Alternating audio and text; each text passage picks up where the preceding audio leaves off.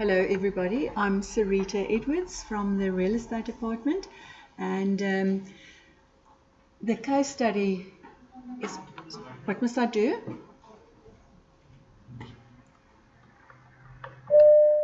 I think. Is it on now? I'm Sarita Edwards from the Real Estate Department. I'm a lecturer in the Real Estate Department, and I'm also the coordinator for the distance learning part of the course. Here are a couple of our lecturers on the picture. There's one or two missing, and our HOD is not there, and Daniela joined us that day for the survey and the survey to discuss the survey results. So we're a nice bunch of lecturers, and they're all very enthusiastic about the online, that we went online for the distance learning for the first time this year. So it was the first distance learning offering at CPUT. The National Diploma Real Estate has been offered for some time at CPUT since 2006. I can't remember off the top of my head now. It's in our other report, since 2006. First it was just a part-time course, then full-time, and then block release was added. So block release, we flew all around the country. We went to Pretoria, East London, Namibia, we went to Windhoek, and also East London 4 times a year, and we taught on block release. That was that ended in 2016, and our course was then fully accredited for online learning. We still go twice a year. We go to Pretoria and East London. We visit our students there. And we also have 4 times a year in Cape Town. We have contact sessions for the distance learners. We've got last year we had 291 distance learners registered. That is about 50% of our real estate students. Half of our students are distance learners. It's a male-dominated industry. It's a very male-dominated industry, and it's also reflected in our numbers. About 62% male. So if we wanted to create a persona, as Daniela always said, you would say it is, if you look at the age groups, it is a middle-aged male African. That is our typical student, a middle-aged male African. 62% African, only 30%, almost 30% white, etc.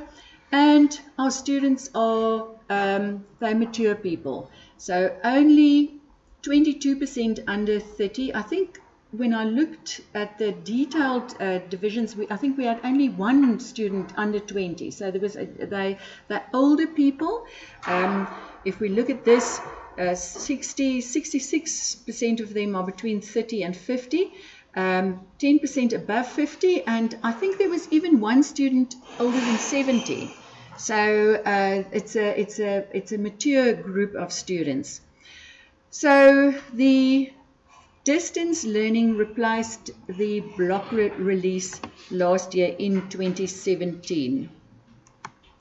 Okay, so as we said, it's a typical student is a mature person. These are photographs that we took at one of our contact sessions in Cape Town, and the females, the ladies there are actually the two of the lecturers. The one is the law lecturer, and the other one the property management lecturer. And people are busy, they're on the go, they mostly full-time employed. I think we only, if I had a look at the stats, only 4% of them were unemployed. They're mostly employed, either self-employed or mostly in government or banking, and self-employed as valuers. I think there were literally just 4% of them unemployed. Why they're doing our course? They, in government especially, they need our qualification to get promoted. And quite often they are in another field and they want to become valuers as a retirement plan. So it's a nice, they see it as a nice job to be a property valuer. You can work on your own, in your own time. So it's part of their retirement plan to make a career change and then become property valuers. You taking over. Thank you, Daniela. Thank you, Sarita. So if you remember, last year we came and Sarita presented some of the tools and the design strategies they employed to make their course flexible and to offer it online to suit this very particular student profile that they have. Now, as you said, you'd like to see evidence. So last year in November, we created a survey and Claire helped us quite a bit to design the questions to get feedback from the students on their experience of the distance learning space. So that was a survey that was only sent to the distance learning students. It was the first time this course was offered in this way. And some of the students actually had to move during the program in their second or third year into this distance learning mode. So you can imagine it was quite a challenge for both the students and the staff to suddenly from one day to the other find themselves in this online space. So they had not signed up to be online learners when they signed up in year one, but the decision was taken at the beginning of last year or end of 2016 to offer it in this way. So we were really, really curious to hear from the students how that year went for them. So we had this survey and we sent it out to 256 students that were still on the program by the end of the year. And about 67, I think, or 76, so 30% replied, which for an online survey is not a bad result. I know we wish to have had more response, but we have to work with what we have. And we also we interviewed Sarita 3 times to understand the design of the course and the changes that they made. And we also, you saw the picture, had a redesign or course design workshop with all the lecturers involved in the teaching of the distance education offering to look at the results and then to decide what kind of changes could they implement to make it even more flexible this year. So as an analytical or conceptual framework to understand the student data, we used Barbara's flexible learning framework. So we looked at the 4 areas of flexible learning that she suggested, the flexible admissions, access, registration, flexibility in course design, flexibility in delivery, and flexibility in support. So these are the demographics from the survey, and it was quite helpful to see that the stats are actually very similar. So we had 60% male responses, which corresponds exactly to the demographics on the course. The only difference we had were the racial demographics. I think we had slightly less African students and slightly too much white students. But other than that, the age-wise, the demographics are very similar to the actual demographics of the student population.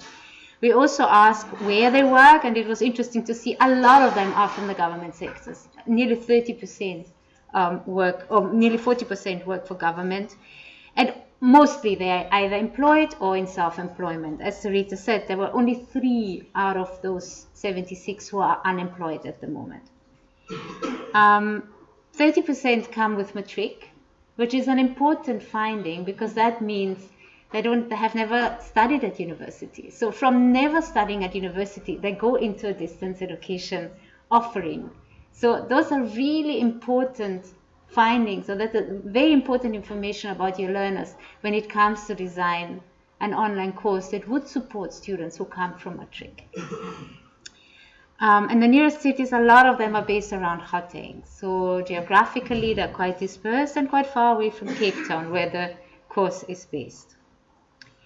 So it was interesting, we asked them, why did you enroll in this course, in the distance education course? And a lot of them said to change their careers. So this is, as Sarita said, these are people nearing retirement who have still a lot of years ahead and are trying to do something else. But also because of the passion for the subject, which was really interesting to see. And you can see that in the kind of success rates of these programs. They are much higher than the full-time and the part-time success rates, because the people who enroll in this course, at least one thing you don't lack is motivation. These learners, and you'll see that in their responses, are highly motivated, driven, They have clear strategic reasons for doing this. They want to get a promotion. They need this. So they're going to study in a way to complete this and as quickly as they can.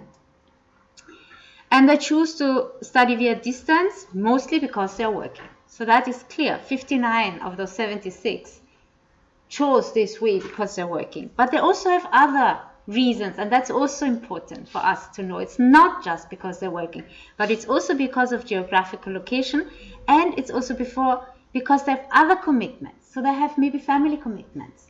They have to look after some of family members and can't come onto campus full time. So those are important information about your learners for you to design a course that would suit them. And some said they like to study at a distance. 13 of them said that's their preferred study method. So in general, the feedback, and we were very surprised because we did a survey mid-year and there was a lot of unhappiness around that time. And I think the course team took a few steps to respond to the unhappiness, and I think people also got used to this new mode of delivery because by the end of the year, the results were actually excellent. You can see here, I mean, 48 of them either agree or strongly agree that in general they are satisfied with the results they have achieved. So that is very good results for a first distance education offering. And similar, about 65 said that the objective for enrolling in the course were met. So that is the majority of students are actually very happy with the course. The pass rates are much higher, as I said before. You can see the full-time, the pass rate is 62%, part-time pass rate 53%. The distance education, which is the one that's least supported in some ways or the other, has a pass rate of 71%, which is actually fantastic. And that's very much about the learner profile of your students.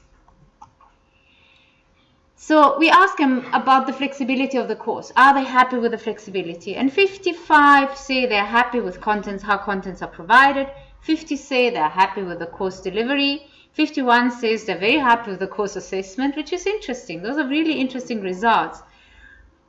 Less people are happy with the course support, only 35, and even less are happy with the 26th admission into a registration for the program. So there are clearly spaces where people can work on the support, but there is also quite a lot of positive feedback to what's happening right now. But what's interesting when we ask them, so what do you like best about flexibility? What people talk about is the flexible delivery. So their definition of flexibility, what they look at or what they perceive as flexibility is very much to learn wherever they want, whenever they want, at their own pace. Yeah, so it's things I could do my day work and then in the evening read my books and respond to assignments or tests comfortably. Flexibility in terms of time given for tests, assignments, or was able to write even if I'm working in the field. So these people are on the go, that one can study at your own pace and time. So that was really what came out very strongly. So flexibility was very much delivery. It wasn't so much, they didn't add much around support, or there was no recognition of prior learning at that year. So there was very little flexibility around admission and registration. And also not so much about flexible curriculum design. Although they talk a little bit around, they do say that they find that the course is extremely relevant to their practice. So it is, they recognize that it's practice oriented. So 42 and in total, how much is that? 50, 60, 70 out of the 76 agree that the course is relevant to their studies. And they talk about it's relevant to the current job. It holistically increases my knowledge on some of my own business processes. The study material is relevant and applicable in my work environment. And that's interesting because, yes, your majority of students is working. But what do you do about the 3 that are unemployed at the moment? And that's flexibility of curriculum design. Because most assignments were set in a way to apply directly to somebody's workplace. So a marketing assignment would be develop a marketing plan wherever for the place of your work. But now what happens to the 3 students who are not in employment? Yeah, those are really, that's flexible curriculum design, to think about all your learners. So whether you put them in groups or whether you tell the people who are not in employment to go visit a friend who is in employment or whatever, but those are things one needs to think about. And that's really where the flexibility of curriculum design, which involves assessments, come in. And that's fascinating. The feedback from this student was, it feels actually that not being in a working space hinders one achieving higher marks. So she clearly felt that was a challenge for her. It was very challenging only because I'm not working in the industry. So therefore, obtaining information that is needed for practical assignments was very difficult. And if we didn't do that survey, that thing would have never crossed our minds, because like if you talk to Sarita, she'll tell you all our students are out work. But there is a slight minority who is not. And that's where flexible curriculum design comes in. People talk about the structure, that it's nicely structured, one module leads to the other and they relate to each other. They still like the mix of online and face-to-face. So there are many comments saying that please keep the block release. We know all the content is online and we know we actually don't need it theoretically, but we still like the choice. The choice of being able to go to those block release sessions if we want. There is something that face-to-face brings that you can't do online. The different direction, the reviving touch. People talk about that. The assignments, we've spoken about this before. So the delivery, again, those are really interesting findings and which challenge some of our assumptions. They say access to my classroom Blackboard was generally easy. They also think downloading content resources was easy. But for example, the idea that because they are working, they can access their contents at work and maybe download is actually not true, because 61 out of those 76 actually access mainly at home, which has huge implications in terms of data, of cost, of resource implications. So those are important things. And again, that's something we were quite baffled. 43 out of the 76 said that they mostly use mobile data to access learning materials. And those learning materials are hectic. Some of it are the recorded lectures of the face-to-face block. So it's like 4 hours of recordings for a subject, which people have to download using their mobile data. And those are things, know your learners. This is where it's so important to know who your learners are. But there's also education involved, managing expectations. And I'll talk about this a bit later, because if learners knew that this is what they're going to be expected to do, if they knew that there will be this kind of files that they need to download on a regular basis, they might have been able to make a plan. So managing expectations and the minimum requirements to be a distance learner becomes really crucial in this setting. They are happy with course information. They're happy with how the course is managed. It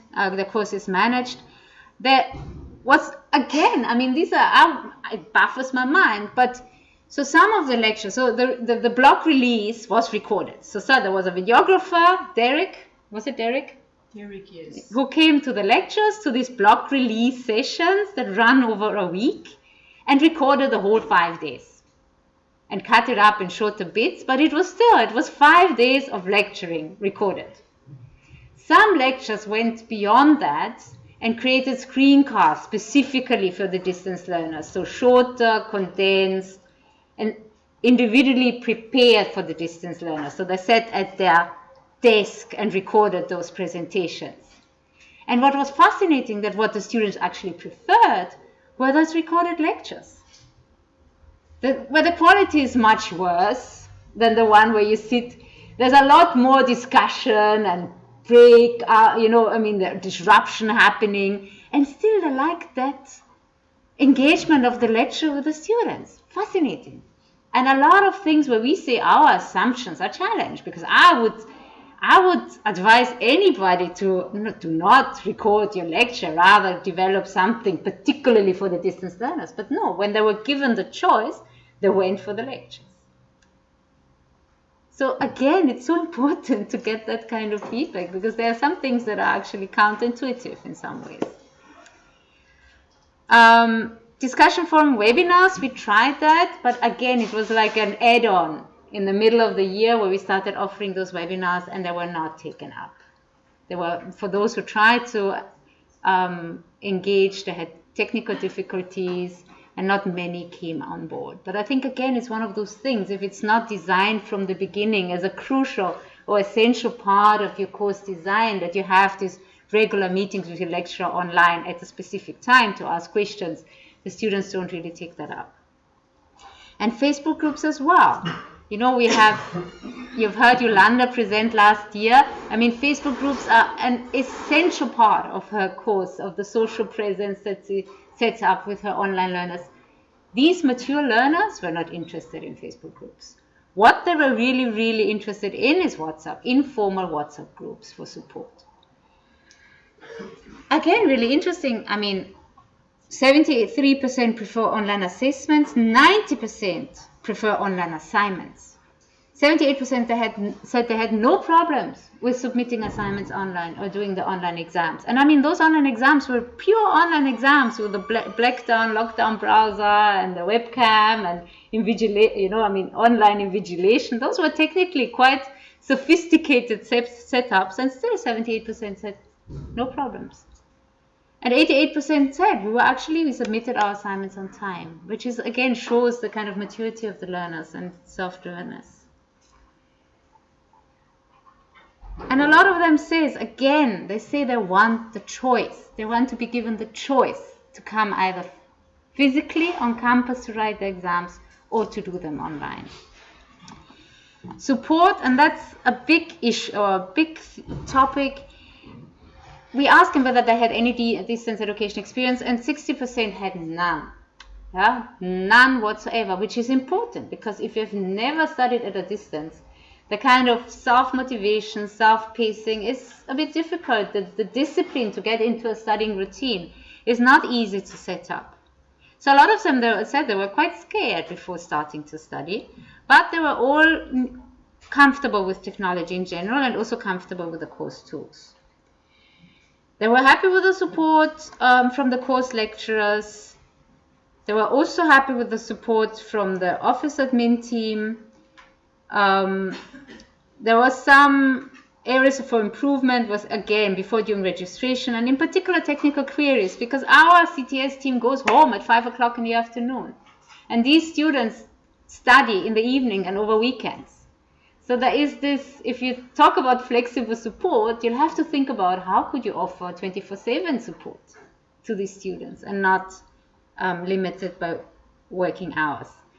What came very strongly is that need for social presence of the lecturer. So how do you convey that you care for your students over distance? And they said very clearly that some are better at this than others. And I mentioned names which we took out, but it was clear that there were a few lecturers who were just better at responding quickly, at showing that they care, at being online, at checking the discussion forums, the emails, just giving students the feeling they are still cared for, even via distance, and others were not.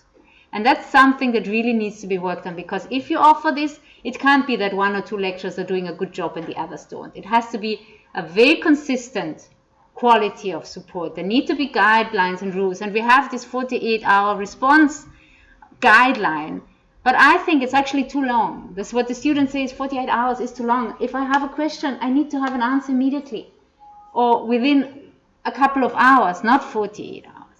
48 hours, the assignment might be due. Yeah, you can't wait 48 hours for some of these queries. And the last comment I also thought was really interesting, because that shows you, if you've never done distance learning before, you might just dump all your content on Blackboard, and in your mind you might even think you're so prepared, and you've given people everything in advance and they have done really well. But for a student who has never studied before, has never done distance education before, they get onto Blackboard and suddenly they are just overwhelmed by all this content and they don't know where to start. So in an online course, while with lectures, you have a very clear routine. You meet them every week, and the learning rhythm, the pace is set by your lectures with your students. In an online setting, you have to think how to pace students' learning, what information to reveal at what time, how to engage them and introduce them to this online learning experience slowly without overwhelming them.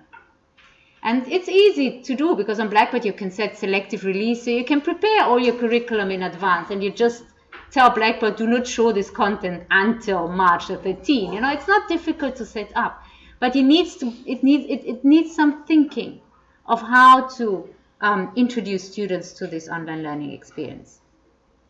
What is crucial and what came out very strongly is the importance of peer-to-peer support. So a lot of students said they were part of informal WhatsApp groups, and Sarita set that up by offering students the opportunity to add their contact details into a spreadsheet and then look for people in their area. And they set up their own informal study group. And a lot of them, 45, are part of WhatsApp groups, which is about 50% of the students. 21 are part of study groups. Very few have online meetings. So it is either WhatsApp or meeting up face-to-face with people in my area that students think is really, really important. The employer support. We were a bit disappointed by that. We asked students, how does your employer support you? And 52 says they give me time off before exams. And that's their main support. 31, which is less than half, say that allow me to use the internet at work. 29 say they support me financially. 10 says they give me a little bit more time off, even beyond exams, and 15 in other ways. So that's clearly something also that you have to work with. And I know somebody like Yolanda, because they have much smaller groups of students, have memorandums of understandings with all the employers to raise the awareness of what it means to take part in a BTEC online and how much time that might take. With your large group of students, that might be more difficult, but I mean, to work with employers to make them understand what it means to be a distance learner might be important for the students to raise their success. So just in terms of conclusions, I think we could say it has been a positive experience after all, although maybe at the middle of the year we were a bit worried. But at the end of the year, the experience, the feedback we got was positive. But in terms of flexibility, how students define flexibility is quite narrow. What's really important is social presence, the feedback cycles, the support beyond office hours. Interestingly, different tools for different target groups. Lecturers use different tools from the students, to understand that practices are different and that different students will respond differently to different tools. So we can't just say, use this bouquet of tools, because it won't work for all students. The importance of course design, so to think quite carefully how you induce students into this online learning experience. Eventually they'll need less support, but especially at the beginning, to set a certain study routine, to talk about pacing, to send out weekly emails, what students are expected to do. Those kind of things are really important in online learning. And the importance of choice. I mean, students said over and over again, although we will not come to the face-to-face workshops, or very few actually came, just to know it's there is really helpful. Even if we, at the end of the day, decided to do the online exam, knowing that we could have done it face-to-face was important for us. The importance of authentic tasks that are contextual and practice-oriented. Again, as Barbara already said, students found the online exams quite problematic. And I know it's in some ways still a holy cow, and this idea that we have to have exams, but I believe it's something we can also challenge. Do we need exams in such courses? And the transition from face-to-face teaching and learning to online teaching and learning is a slow process, both for our students and for our lecturers. So it needs a shift in our identity, in our students' identity, in what we perceive as teaching and what the institution perceives as teaching. Because what you do online is slightly different to how you spend your time when you have online learners. It's different from when you spend your time when you're teaching face-to-face. And that needs to sink in, both among the lecturers, among the institution, on how they remunerate and how they pay distance lecturers, and also for the students. You want to take over? Sorry, I thought you were going to do some recommendations. That's fine. What you have done. Okay. Yes, as we said, managing expectations, managing students' expectations from the beginning, to communicate with them from the beginning. I've been sitting, especially now at the start of the year, I've been micromanaging all the different lecturers and the different courses, and to see that they communicate with their students from the beginning. We also, our courses, we try to have a very homogeneous course design, so that when a student, when the student logs into one subject or another subject, it looks familiar.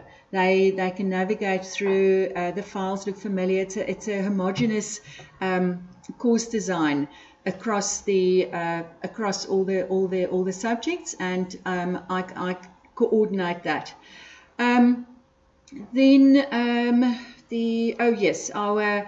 Our distance educators, we've got some consultants who sacrifice their time to contribute to this course. We've got a consulting engineer and a professional valuer, and the remuneration of these professionals needs to be addressed. The hourly rate at CPUT is not in line with the hourly rate of other institutions, and also lecturers put in much more time on an online course than most people realize. Everything is there online for everybody to see. It's not standing in front of a class, sorry to say, blowing hot air and walking out.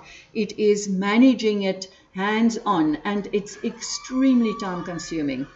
So I'm very protective about my professionals who contribute. Then the distance educators, what was this? Yes, we need to develop, because it's a new thing for all of us. We need to develop our skills, and Daniela is offering various courses throughout the year.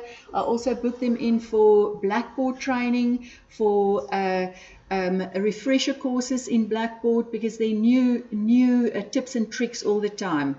So, and that is very time consuming once again. Regular feedback cycles, I think at minimum we'll do it again middle of the year, but maybe even after the first quarter. We do a feedback from students, and then adapt our course like we did after our feedback last year. Online exam development, that is something that, even when I look at my own exams, I cringe. It's very difficult to design online exams, and it is something that all of us need to get training in, get experience in. Blackboard can help you with your multiple choice questions to choose the better ones, but still it is a work in progress. I'm not really happy with most of our exams we had online last year. So I'm sure we're going to have a huge improvement this year. Flexible systems, I think we spoke a lot about the flexible systems, but bottom line is, it is a continuous learning curve. I think we had huge success last year, but it is a continuous learning curve for everybody. Thank you very much. Any questions? Yes. So are you dedicated to this program? Do you have dedicated lectures dealing with the distance, the education component? Because that's the question that's come up in our discussions, Do you have staff that are prepared to be online or out?